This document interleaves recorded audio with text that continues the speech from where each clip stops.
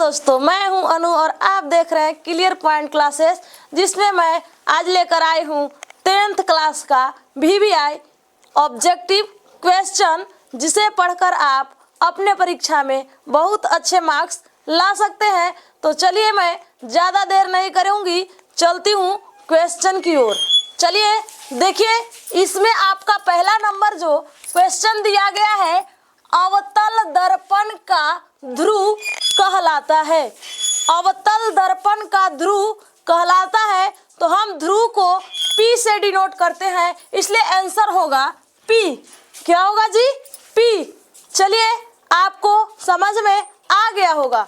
चलिए अगला नंबर सवाल की ओर हम चलते हैं, जिनमें दूसरा नंबर सवाल है, निर्वात में प्रकाश का वेग कितना होता है? निर्वात में प्रकाश का वेग कितना होता है? तो आपको निर्वात में प्रकाश का जो वेग होता है 3 गुने 10 के पावर 8 मीटर प्रति सेकेंड होता है। अब बात आती है, निर्वात हम किसको बोलते हैं? तो निर्वात वैसे जगह को बोलते हैं जहाँ पे कोई भी हवा उपस्थित न हो, उसे हम निर्वात कहा जाता है।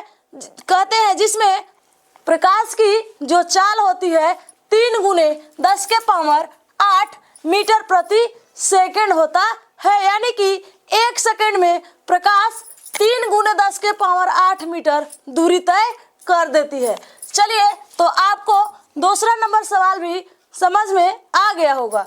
तो चलते हैं तीसरा सवाल की ओर। अपवर्तनांक का SI मात्रक क्या होता है? तो अपवर्तनांक का SI मात्रक नहीं होता है, इसका कोई मात्रक नहीं होता है, मात्रक हीन होता है। चलिए अगला सवाल है, कांच का अपवर्तनांक हवा की अपेक्षा होता है। कांच का अपवर्तनांक हवा की अपेक्षा होता है, कम या ज्यादा? तो आपको आंसर होगा अधिक, या बोल सकते हैं ज्यादा। चलिए अगला सवाल, लेंस की क्षमता का SI मात्रक क्या होता है? लेंस की क्षमता का SI मात्रक क्या होता है? तो आपको इसका आंसर होगा डायोप्टर। क्या होगा जी? डायोप्टर। लेंस की क्षमता का SI मात्रक होता है डायोप्टर। चलिए अगला सवाल है, अवतल लेंस की क्षमता होती है। अवतल लेंस की क्षमता होती है, तो आपका अवतल लेंस की जो क्षमता होती है ऋणात्मक होती है। क्या होती है जी? ऋणात्मक होती है। तो चलिए अगला सवाल है, लेंस का आवर्धन सूत्र। लेंस का आवर्धन सूत्र, आवर्धन को M से डिनोट किया जाता है। क्या से? M से। तो M बराबर फॉर्मूला होता है V/U, प्रतिबिंब दूरी बटा में वस्तु दूरी आवर्धन कहलाता है, यानी कि आवर्धन जो होता है आपको प्रतिबिंब दूरी और वस्तु दूरी की अनुपात होता है। चलिए अगला नंबर सवाल है, अवतल दर्पण का उपयोग होता है। अवतल दर्पण का उपयोग होता है दाढ़ी बनाने के रूप में। दाढ़ी बनाया जाता है, तो उसमें कौन सा दर्पण लगा होता है जी? अवतल दर्पण। कौन सा दर्पण? अवतल दर्पण। चलिए अगला सवाल है, मानव नेत्र में कौन सा लेंस होता है? मानव नेत्र कहने का मतलब कि जो मनुष्य होता है उनकी आंखों में एक लेंस होती है, जिसे में कौन सा लेंस होता है? उत्तल लेंस होता है। कौन सा लेंस होता है जी? उत्तल लेंस। चलिए अगला सवाल है, आपतन कोण और परावर्तन कोण होते हैं। तो आपको हम पीछे वाला वीडियो में बताए होंगे कि आपतन कोण और परावर्तन कोण दोनों आपस में बराबर होते हैं, यानी कि कोण I बराबर कोण R होता है। तो क्या होता है जी? आपतन कोण और परावर्तन कोण बराबर होता है। चलिए अगला सवाल है आपका, दर्पण की वक्रता त्रिज्या और फोकस दूरी में क्या संबंध है? दर्पण की वक्रता त्रिज्या और फोकस दूरी में क्या संबंध है? तो दर्पण की वक्रता त्रिज्या को हम R से डिनोट करते हैं और फोकस दूरी को F से डिनोट करते हैं। ठीक है, तो दोनों में संबंध होता है R बराबर 2F। क्या होता है जी? R बराबर 2F। चलिए आपको समझ में आ गया होगा ये क्वेश्चन। अगला नंबर क्वेश्चन है आपका कि लेंस की क्षमता का सूत्र क्या होता है।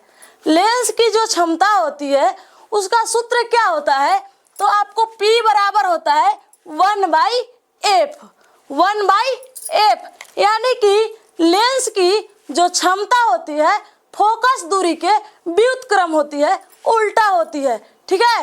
तो क्षमता का फॉर्मूला हो जाएगा P बराबर 1/f। चलिए अगला सवाल है, अवतल लेंस का उपयोग किया जाता है।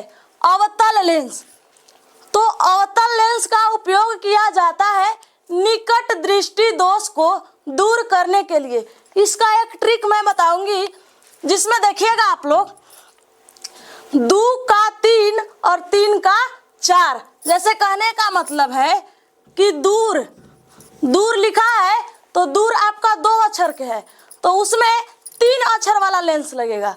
कै अक्षर वाला जी? 3 अक्षर वाला। तो दूर को दूर कौन करेगा? उत्तल। 2 का 3 और 3 का 4, निकट, निकट जो है वो 3 अक्षर का है ना, तो इसको दूर करने वाला जो लेंस होगा 4 अक्षर के होगा, अवतल, ठीक है। तो इससे ट्रिक बनता है 2 का 3 और 3 का 4, यानी कि दूर जो दृष्टि दोष होगा 2 अक्षर के है, तो इसमें 3 अक्षर वाला लेंस लगेगा। तो 3 अक्षर वाला लेंस का नाम क्या है? उत्तल लेंस। तो और 3 अक्षर वाला जो होगा 3 का 4, यानी कि निकट दृष्टि दोष। तो निकट में 3 अक्षर आ रहा है, इसमें 4 अक्षर वाला लेंस लगेगा जिसका नाम है अवतल लेंस। तो आपको क्वेश्चन था कि अवतल लेंस का उपयोग किया जाता है किसके लिए? निकट दृष्टि दोष को दूर करने के लिए।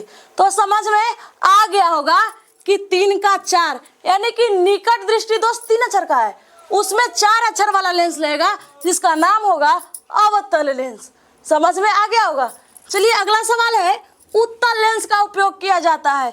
तो 3 के लिए हम क्या बताए थे?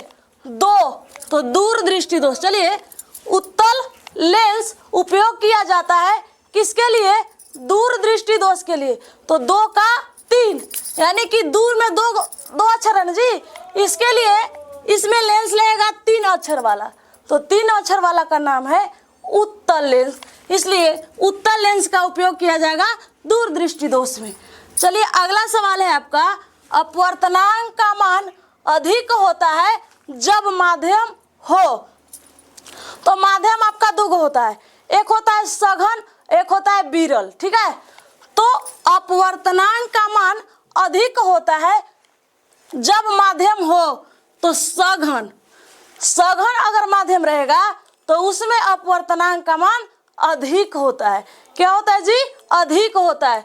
चलिए अगला सवाल है, जब वस्तु अनंत पर हो तो उत्तल लेंस में उसका प्रतिबिंब कहाँ बनता है?